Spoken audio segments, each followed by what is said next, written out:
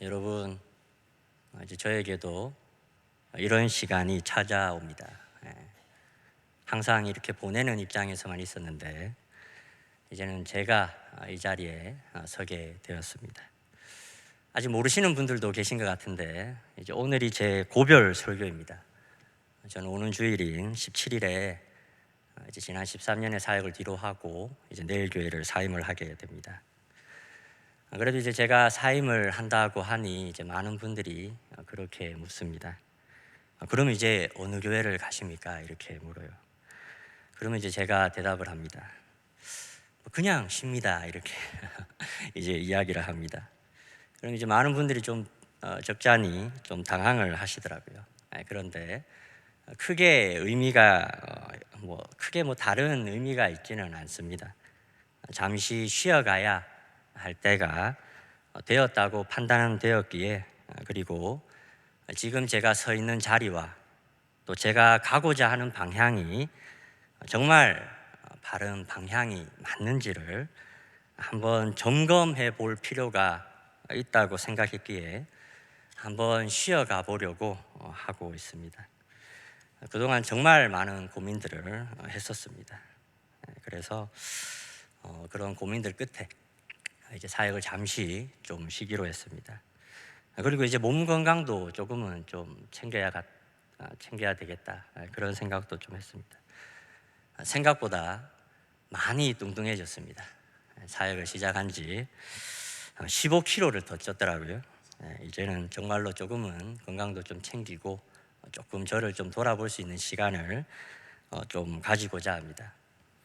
아무튼 제가 이렇게 사역을 좀 마무리하게 되면서 이제 내일 교회에 있었던 날들을 한번 돌아보게 되니까 정말 이제 오랜 시간이 지나 있었습니다. 제가 92년도에 왔더라고요. 이제 내일 교회를.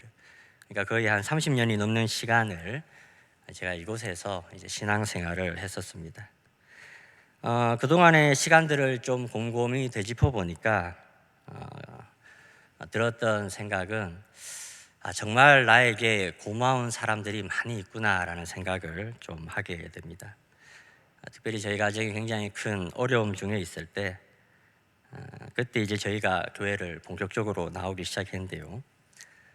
그때 이제 일대 목사님이셨던 김성돈 목사님께서 하셨던 말씀이 아직도 생각나요.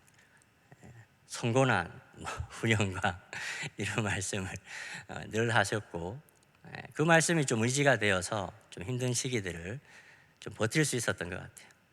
그리고 축복의 터전 이곳에서 하나님의 복을 경험하고 또 이제 선교 이제 하나님의 복을 전하는 일들에 또 헌신할 수 있는 그 기체 아래에서 참 저희 가정은 정말로 하나님이 주시는 그런 치유와 회복을 많이 경험을 했었습니다. 한 10년을 넘게 살려달라고 기도했는데 살려주시더라고요. 그리고 복도 주시고. 그래서 이제 저희 어머니도 그렇고 또 제 여동생도 그렇고 비록 아직도 그렇게 넉넉한 편은 아니지만 그래도 지금은 잘 먹고 잘 사는 것 같습니다. 안 그래도 이제 제 여동생 초롱입니다. 기억하시죠? 초롱인데 이제 시집 갔습니다. 시집을 가서 이제 자기 남편을 데리고 저희 가정이 이제 다시 이제 이렇게 온 가족이 모여서 가정 예배를 드리는데 제가 그런 제목의 말씀으로 좀 말씀을 전했었습니다. 우리가 환난 중에 하나님께 기도했더니 하나님께서 우리들의 기도에 응답을 해 주셨다. 우리가 이렇게 좀 하나님의 그런 회복을 경험하고 우리가 이제는 조금은 설 수 있게 되었는데 이제는 우리도 좀 누군가를 좀 도와주고 또 우리도 누군가에게 그런 하나님의 복을 전할 수 있는 그런 좀 믿음의 가문이 되면 좋겠다. 그런 내용으로 좀 함께 말씀을 좀 나누었습니다. 그래서 이제 향후 10년 동안 저희 가문의 기도 제목은 이제 우리를 통해서 정말 많은 사람들이 복을 받게 되는 그런 일들이 좀 일어나면 좋겠다라는 기도의 제목으로 한 2, 3년 전부터 또 지금까지 기도를 계속해 오고 있습니다. 그래서 한 10년 정도 또 기도의 탑을 쌓으면 또 하나님께서 또 어떻게 응답하실까를 기대하는 마음으로 또 계속 기도를 이어오고 있는데요. 과연 하나님께서 우리들의 기도에 좀 어떻게 응답하실지 제가 한번 또 이렇게 보고 있습니다. 신학 시간이 이렇게 지나고 보니까 저는 좀 그랬던 것 같아요. 기도는 한 10년 정도는 해봐야 어떤 하나님의 의도와 또 그분의 어떤 바람들을 조금 이제 깨달아지는 것 같습니다. 그러니까 제가 봤을 때 신앙생활을 정말 잘하는 사람들은 하나님을 잘 믿고 기본 10년 이상은 잘 인내할 수 있는 사람들이 좀 신앙생활을 잘 하시는 것 같아요. 아무튼 이제 제가 사역을 좀 다시 원점에서 다시 돌아보고 또 방향성을 좀 점검하기 위해서 이렇게 쉬어가는 단계에서 제가 그런 생각을 좀 해보게 되었습니다. 그럼 내가 어디에서부터 다시 스스로를 좀 돌아보고 좀 방향성을 좀 설정할 수 있을까?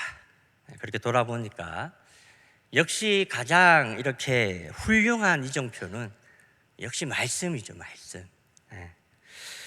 여러분, 사실 저는 목회자가 되기 싫어했던 사람입니다.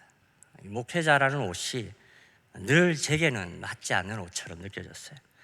그건 지금도 마찬가지입니다. 그래도 제가 하나님을 이길 수 있습니까? 없죠. 이렇게 끌려와서 이렇게 그래도 지금껏 이렇게 또 은혜 가운데 목회 사역을 이어오고 있는데, 그래도 이렇게 그 목회자가 되기까지 또 그 이후에도 마찬가지고, 그래도 큰 은혜들이 많이 있었습니다. 제가 사실 청신대 들어갈 때 합격은 했는데 등록금 낼 돈도 없었거든요. 수중에 100만 원이 없었어요. 근데 그것도 어떻게 또 채워지게 돼서 또 학교도 다니게 되고, 또 이렇게 목사 안수도 받게 되고, 또 이제 또 훌륭하게도 또 내일 교회에서도 사역을 할 수 있게 되고, 또 이제 장가도 갔으니까요. 정말 돌아보면 참 귀한 시간이었고 행복한 시간들이 아니었나 생각을 합니다. 그런데 아무튼 이제 제가 하나님께서 원하셔서 이렇게 그래 내가 그러면 목사 안수를 이제 받게 되었을 때, 그때부터 이제 제가 좀 했던 기도가 무엇인가 하면 이거였어요. 하나님, 제가 하나님이 하라고 해서 내가 이제 목사 안수까지 받게 되었는데 그러면 이제 내가 뭐 하면 되겠습니까? 그런 기도를 제가 했었습니다. 참 재미가 있습니다, 이런 거 보면. 그러니까 하나님께서 뜻하신 목사 안수를 받고 나서도 끊임없이 하나님의 뜻을 묻는 과정의 연속인 것이죠. 그래서 제가 이 기도의 제목을 가지고 한 1년에 가까운 시간을 제가 기도했습니다. 제가 이제는 뭘 하면 됩니까? 내가 이제는 어떻게 살아가야 됩니까? 이렇게 기도를 했더니, 그래서 이제 기도하고 나서 받았던 말씀, 한 1년 정도가 지난 이후에 받았던 말씀의 본문이 이제 오늘 말씀의 본문입니다. 바로 아브라함을 부르시는 그 하나님의 말씀이죠. 이 말씀에는 아브라함을 부르신 하나님의 분명한 목적들이 나타나고 있습니다. 그런데 저는 이것이 아브라함에게만 할 수 있는 그런 적용에 그치는 것이 아니라 지금 그분의 부르심을 받아서 귀하게 믿음을 가지고 이 신앙의 여정을 걸어가는 모든 신자들에게도 적용해 볼 수 있는 말씀의 구절이라고 저는 생각을 합니다. 바로 아브라함의 부르심 안에는 그분이 부르시는 모든 사람들에게 바라시는 그분의 뜻과 바람들이 내포가 되어 있다라는 것이죠. 1절의 말씀을 보시면 우리가 너무나도 잘 알고 있는 아브라함을 부르시는 말씀을 볼 수가 있는데요. 바로 고향과 친척과 아버지의 집을 떠나 하나님께서 보여주시는 땅으로 가라, 이렇게 말씀하시죠. 그러면 이제 2절 말씀에 너로 큰 민족을 이루고 너에게 복을 줄 것이다, 이렇게 이제 말씀을 하시는 거죠. 그러니까 여러분, 우리들을 향하신 하나님의 부르심의 이유, 그분의 그 부르심의 방향성이 어디를 향하고 있나 하면 말씀은 선명하게 이야기를 하시는 것이죠. 바로 우리에게 복을 주시기 위해서 하나님께서 우리를 부르셨다라는 겁니다. 그리고 우리가 이 땅에서 하나님의 복을 경험하는 것이 그분의 바람이다라는 겁니다. 여러분, 이것을 믿으십니까? 하나님께서는 우리에게 복을 주시기 위해서 우리를 부르셨다라는 겁니다. 이 말씀이 이제 당시 저에게 주었던 그 위로와 평안을 이루 말할 수가 없죠. 하나님은 나에게 고통을 주시는 분이 아니고, 고난을 주시는 분이 아니고, 괴로움을 주시는 분이 아니라 나에게 복을 주시기 위해서 나를 부르셨구나 라고 하는 그런 안도감이 저에게 있었다라는 겁니다.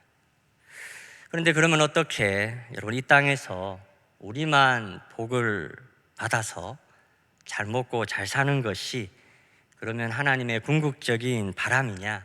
그거는 또 아닌 것 같습니다. 이후의 말씀들을 보시면 하나님께서 우리에게 복을 주시는 이유가 또 소개가 되어 있습니다. 3절 말씀을 보시면 이렇게 이야기하죠. 너를 축복하는 자에게 복을 주고 너를 저주하는 자에게 내가 저주할 것이니 땅의 모든 족속이 너로 말미암아 복을 얻을 것이다. 이런 말씀을 하시는 겁니다. 여러분, 하나님께서 우리에게 복을 주시면 우리만 잘 먹고 잘 살기를 원하시는 것이 아니라 이 귀한 하나님의 복이 또한 흘러가기를 원하시는 것을 볼 수가 있습니다. 그래서 우리만 하나님의 복을 누리고 그치는 것이 아니라 바로 이 땅에 있는 모든 족속들에게 우리가 받았던 이 놀랍고 귀한 하나님의 복들이 흘러가게 되기를 하나님께서는 또한 바라고 계신다는 사실입니다. 여러분, 이것을 믿으십니까? 여러분, 먼저 하나님께서는 우리에게 복을 주시기 위해서 우리를 부르셨다라는 겁니다.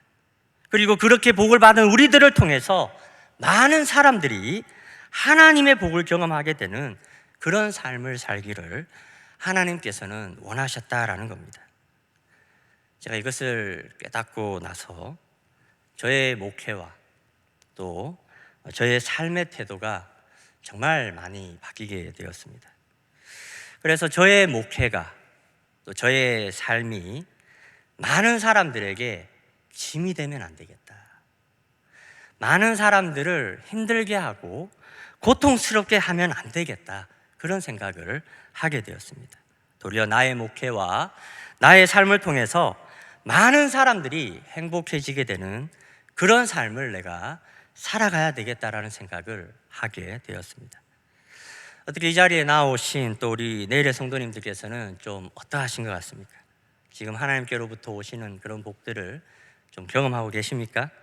그리고 또 누군가 여러분들의 삶을 통해서 또 여러분들의 삶을 통해서 또 누군가가 하나님께로부터 오는 그런 복들을 또 경험하고 있는지 모르겠습니다. 그러니까 여러분들을 통해서 누군가가 행복해지게 되는 그런 경험들을 하고 계신지 모르겠습니다.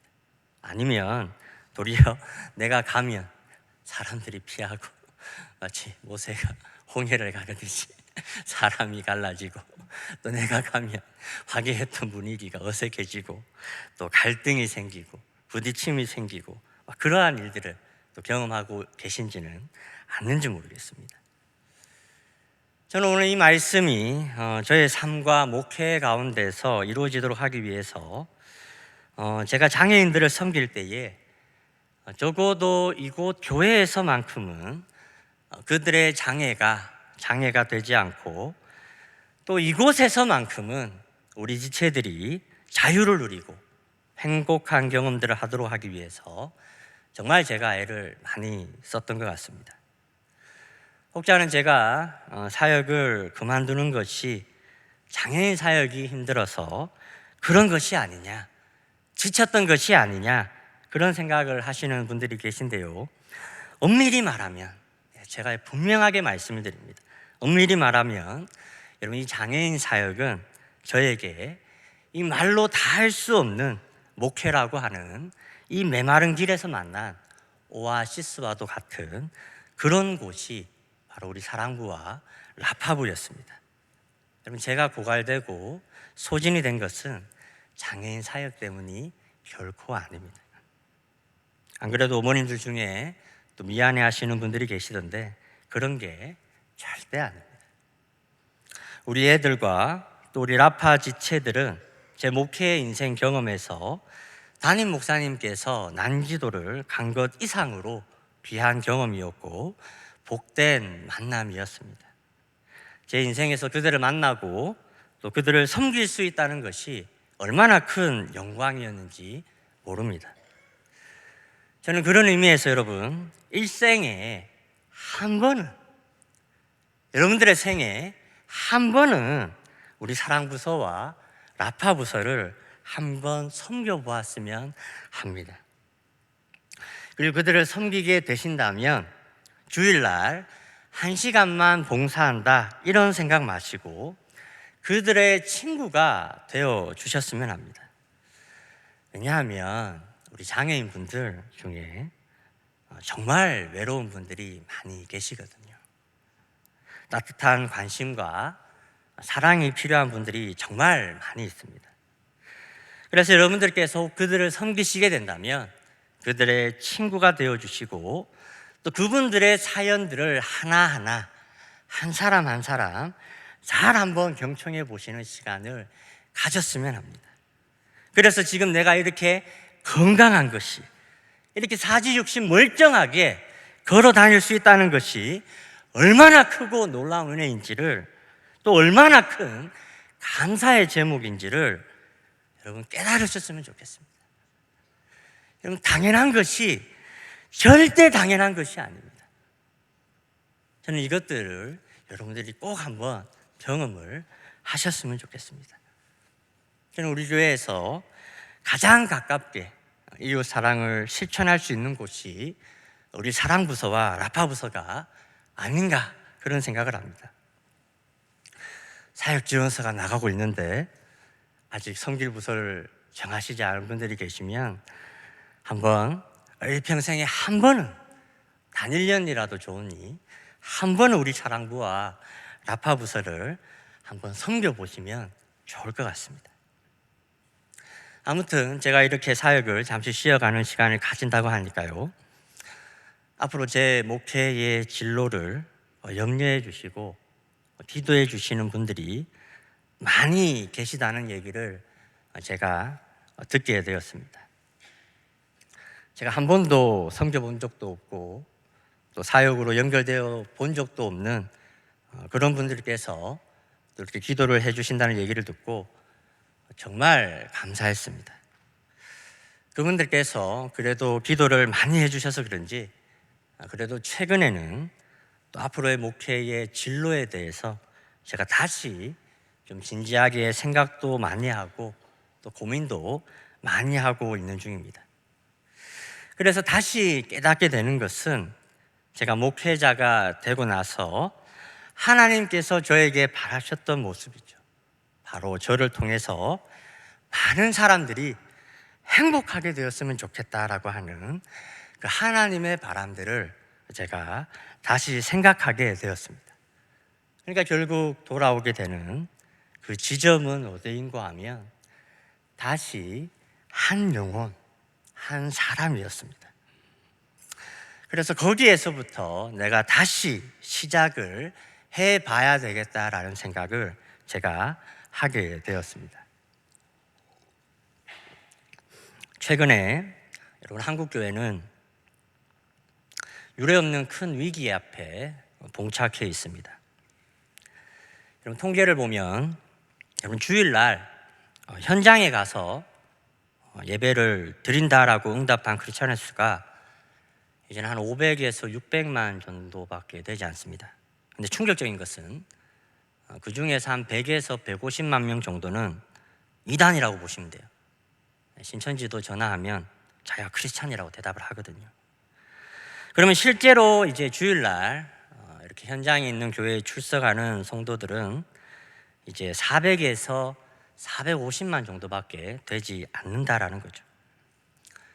1000만 성도를 자랑하던 이제 한국교회는 그 절반도 미치지 못하는 굉장히 어려운 시국을 지나가고 있습니다. 그리고 코로나를 겪으면서 소위 이제 교회를 나가지 않는 가난한 성도죠. 안 나간다고 교회를 가난한 성도죠. 그러니까 분명히 믿음이 있다, 또 나는 하나님을 믿고 있다고 얘기는 하지만 교회를 나가지 않는 성도가 이제 코로나를 겪으면서, 코로나 전에는 100만 명 정도로 추산을 했는데 코로나를 지나면서 이제 200만 명으로 늘어나게 되었습니다. 이런 안타까운 일들을 우리가 목도하고 있지만 그들을 향한 교회의 움직임들은 생각보다 활발하지 않다는 생각에 저는 다시 좀 그들을 좀 찾아가는 그런 목회를 하고 싶다라는 생각이 최근에 들었습니다. 바로 한 사람이죠. 한 영혼의 가치를 더할 수 없는 것으로 보고 다시 한 영혼으로 돌아가서 거기에서부터 목회를 다시 시작하고 싶은 소망이 조금씩 생겨나고 있습니다. 그런데요, 한 사람, 또 한 영혼 좋지요. 근데 곰곰이 생각해 보면 이런 말 어떻게 들으실지 모르겠는데 돈이 안 되거든요. 한 사람이 귀하기는 한데 제 사례를 책임져 줄 수 있겠습니까? 제 가정을 돌봐줄 수 있겠습니까? 안 되는 거죠. 안 그래도 제가 그런 기도를 오랜 시간 동안 했습니다. 하나님, 저는 다른 목사님들이랑 경쟁하기 싫습니다. 좋은 자리 있으면 그 목사님 다 가게 해주십시오. 저는 다른 목사님들 밟고 더 좋은 곳에 서고 싶은 생각이 별로 없습니다. 그런 기도를 했어요. 물론 줄 사람은 생각도 안 하고 있겠지만 근데 그러고 보니 현실은 어떻습니까? 저도 이제 한 가정의 가장이 되었고 저도 이제 책임을 져야 할 가정이 있습니다. 제가 제 생부 얘기를 거의 하질 않았어요. 이 시간 처음으로 하는 말인 것 같은데 저의 생부는 정말 이제 무책임한 사람이었습니다. 어머니 혼자 가정의 생계를 다 책임지게 만들고 밖으로만 다니셨던 그런 분이셨어요. 그래서 저는 제가 세울 가정에는 그런 상처와 아픔을 제 가족들에게는 주고 싶은 생각이 추호도 없기 때문에 어떻게 보면 모양 좋게 목회만 하면 좋겠지만 저도 한 가정의 가장으로서 가정의 생계를 책임져야 하겠기에 제가 결국에 선택한 저의 목회 진로는 자비량 목회입니다. 바로 낮과 주중에는 저도 다른 성도들과 같이 일을 하고 저녁과 주말에는 한 명씩 찾아가 볼 생각입니다. 생각보다요, 우리 주변에 우리 자녀분들 또는 가까운 분들 중에 젊었을 때는 또 불과 얼마 전까지만 해도 신앙생활을 잘 하다가 최근에 교회를 나오지 않는 분들이 정말 많이 있습니다. 그런데 제가 목회를 하면서 느꼈던 것은 생각보다 그런 사람들과 목회자들의 거리가 굉장히 멀어져 있다라는 생각을 하게 되었습니다. 그런데 이제 제가 조직교회를 좀 내려놓을 생각을 하면서 이제는 내가 찾아가는 목회를 하고 싶다. 마치 목자가 잃은 양을 찾아 온 산을 다니고 그렇게 양을 찾으면 기뻐하듯 그런 목회를 하고 싶다, 그런 생각이 들었습니다. 동네 형같이 언제든지 편하게 연락하고 상담하고 차 한잔 마시고 밥도 먹고 그리고 피곤하고 지치고 상한 사람 있으면 쉬어갈 수 있는 그런 목회를, 그런 사역들을 제 개인적으로 기도하면서 좀 준비를 하고자 합니다. 근데요, 그러려면 먼저 자비량이 돼야 되잖아요. 안 그래도 오늘도 기술을 배우고 왔어요. 어디서 제가 뭘 한다고 하면 한 번만 도와주세요. 네. 현재 계획은 한 2년 정도를 바라보고 자비랑 목회를 준비하고자 합니다. 자비랑 목회에 대해서 아직 한국 교회는 생소한 개념일 수 있지만 이미 서구권 교회에서는 지금의 한국 교회처럼 전임으로 목회만 하시는 분들의 비율이 그렇게 많지 않습니다. 한 7에서 80%, 캐나다 같은 경우는 90% 이상이라 하더라고요. 그 이상이나 되는 목회자들이, 주중에는 다른 일들을 겸하여 목회를 하시는 분들이 이미 서구권 교회에는 많이 있습니다. 저는 이제 한국 교회도 앞으로는 저와 같이 자비랑 목회를 고민하고 생각하시는 분들이 점점 많이 나올 것으로 저는 예측하고 있습니다. 그래서 여러분, 저는 앞으로도 비록 사임은 하지만 내일 교회 계속 나올 겁니다. 샬롬부도 나중에 갈 거고요. 그래서 같이 목사했던 분들 다 다시 우리 교회 오라 그래가지고 저도 샬롬 부서에서 이렇게 즐겁게 안 그래도 제가 이렇게 주일날 또 내일 교회를 계속 오겠다고 하니까 지난 주일날 이제 영상팀과 이제 송년회 자리를 가졌어요.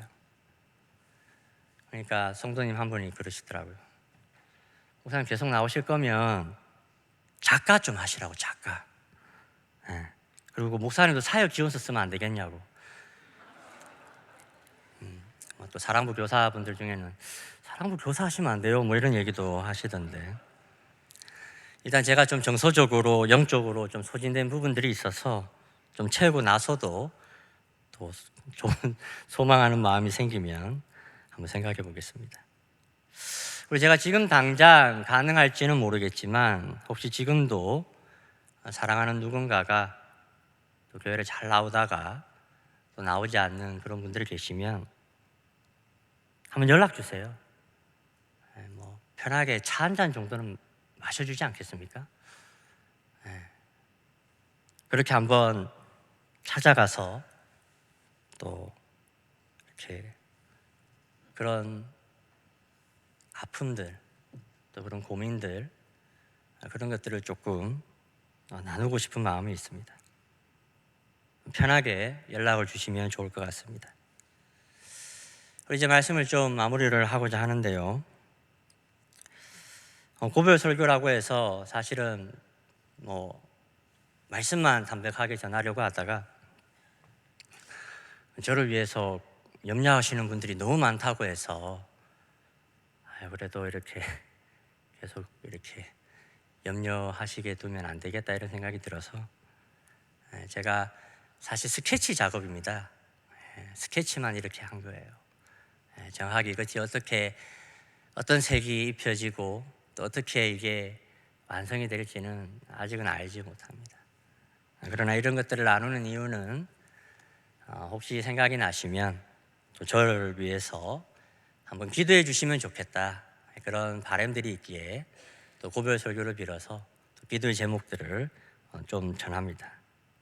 그래서 제가 다시 주의 은혜로 충만하게 채워지고 또 현재 생각하는 그런 목회의 진로와 방향에서도 하나님의 선하신 인도하심이 있어서 하나님이 제게 말씀하셨던 대로 많은 사람들을 행복하게 할 수 있는 그런 목회자가 될 수 있도록 기도해 주시면 좋을 것 같습니다.